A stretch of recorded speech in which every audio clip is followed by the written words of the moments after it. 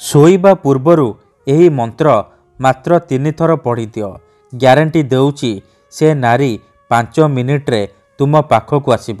ହଁ ଫ୍ରେଣ୍ଡସ୍, ଆଜିର ଏହି ଭିଡ଼ିଓଟିରେ ମୁଁ ଆପଣଙ୍କୁ ଶିଖେଇବି ଆପଣ କିପରି ବିବାହିତା ନାରୀ ବା କୁଆଁରୀ ଝିଅକୁ ନିଜ ବଶରେ କରିପାରିବେ।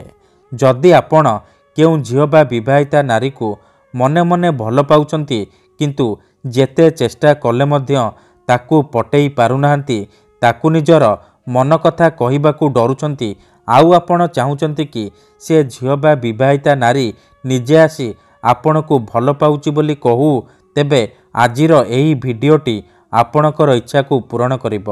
କାରଣ ଆଜିର ଏହି ଭିଡ଼ିଓଟିରେ ମୁଁ ଆପଣଙ୍କୁ ଶିଖେଇବି ଦୁନିଆର ସବୁଠାରୁ ସହଜ କିନ୍ତୁ ମହାଶକ୍ତିଶାଳୀ ବଶୀକରଣ। ଏହି ବଶୀକରଣକୁ କେବଳ ଆପଣ ରାତିରେ ଶୋଇବା ପୂର୍ବରୁ କରିବେ। ମୁଁ ଆପଣଙ୍କୁ ଗୋଟିଏ ବଶୀକରଣ ମନ୍ତ୍ର ବତେଇବି। ଆପଣ ଏହି ବଶୀକରଣ ମନ୍ତ୍ରକୁ ରାତିରେ ଶୋଇବା ପୂର୍ବରୁ ମାତ୍ର 3 ଥର ପଢ଼ିବେ। ତାପରେ ଦେଖିବେ ଚମତ୍କାର। ଯେଉଁ ଝିଅ ପଟୁନଥିଲା ସେ ଝିଅ ପାଗଳି ପରି ଆପଣଙ୍କୁ ଭଲ ପାଇବ। ଯେଉଁ ବିବାହିତା ନାରୀ ଆପଣଙ୍କୁ ଭାव ଦେଉନଥିଲା ସିଏ ରାତି ଦିନ ଘରକୁ ଡାକିବ। ଯାହା ଚାହିଁବେ ତାହା କରିବ। ଆପଣଙ୍କର ସବୁ ଇଚ୍ଛା ପୂରଣ କରିବ। ନମସ୍କାର ଫ୍ରେଣ୍ଡସ୍, ଓଡ଼ିଆ ଫଣ୍ଡା ଚ୍ୟାନେଲକୁ ଆପଣମାନଙ୍କୁ ସ୍ୱାଗତ। ଏହି ବଶୀକରଣ ପ୍ରଚଣ୍ଡ ମହାଶକ୍ତିଶାଳୀ ବଶୀକରଣ। ଯିଏ ବି ଏହାକୁ କରିଛି 100ରୁ 100% ସଫଳ ହେଇଛି। ତେଣୁ ଆପଣ ବି ଯଦି ଝିଅ ପଟେଇବାକୁ ଚାହୁଁଛନ୍ତି ବା ବିବାହିତା ନାରୀଠାରୁ ନିଜର ମନ ମୁତାବକ କାମ ହାସଲ କରିବାକୁ ଚାହୁଁଛନ୍ତି, ତେଣୁ ମାତ୍ର ଥରେ ଆଜିର ଏହି ବଶୀକରଣ କରିକି ଦେଖନ୍ତୁ। ତାପରେ ଦେଖିବେ ଚମତ୍କାର।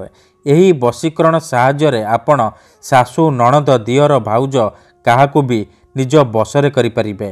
ତାଠାରୁ ନିଜର ମନ ମୁତାବକ କାମ ହାସଲ କରିପାରିବେ। ତେଣୁ ମୋର ଆପଣମାନଙ୍କୁ ଅନୁରୋଧ କି ମନରେ କୌଣସି ଖରାପ ଉଦ୍ଦେଶ୍ୟ କିମ୍ବା କୌଣସି ଖରାପ କାମ ପାଇଁ ଆପଣ ଏହି ବଶୀକରଣକୁ ପ୍ରୟୋଗ କରିବେନି।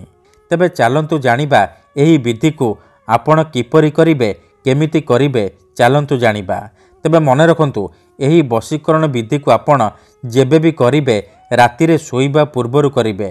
ବିଧିଟି କରିବା ପୂର୍ବରୁ ଭଲ ଭାବରେ ହାତ, ଗୋଡ଼, ମୁହଁ ଧୋଇ ସଫା ବସ୍ତ୍ର ପିନ୍ଧି ଆପଣ ଏହି ବଶୀକରଣକୁ ଆରମ୍ଭ କରିବେ।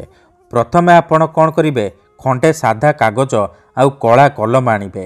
ସେହି କାଗଜରେ ଆପଣ ଗୋଟିଏ ବଶୀକରଣ ମନ୍ତ୍ର ଲେଖିବେ। ମନ୍ତ୍ରଟି ଏହିପରି: ଓମ୍ ନମଃ କାମାକ୍ଷା ଦେବୀ ଆମୁକଂ ମେ ବଶ୍ୟମ୍ କୁରୁ କୁରୁ ସ୍ୱାହା। ମନ୍ତ୍ର ଲେଖିସାରିବା ପରେ ଆପଣ କ'ଣ କରିବେ, ସେଇ ଯେଉଁ ମନ୍ତ୍ର ଉପରେ ଅଳ୍ପ ଟିକେ ଲାଲ ସିନ୍ଦୁର ପକାଇଦେବେ। ଏତିକି କରିସାରିବା ପରେ ଆପଣ ସେଇ କାଗଜକୁ ନେଇକି ନିଜର ଶୋଇବା ବିଛଣା ଉପରେ ପୂର୍ବ ଦିଗକୁ ମୁହଁ କରିକି ବସି ପଡ଼ିବେ।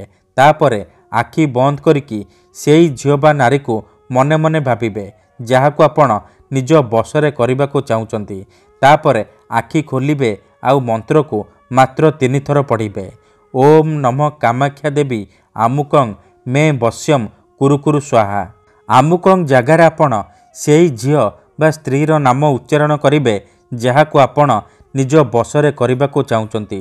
ମନ୍ତ୍ରକୁ ମାତ୍ର 3 ଥର ପଢ଼ି ସାରିବା ପରେ ଆପଣ ସେ କାଗଜକୁ ଭଲ ଭାବରେ ମୋଡ଼ିକି ନିଜ ତକିଆ ତଳେ ରଖିକି ଶୋଇପଡ଼ିବେ।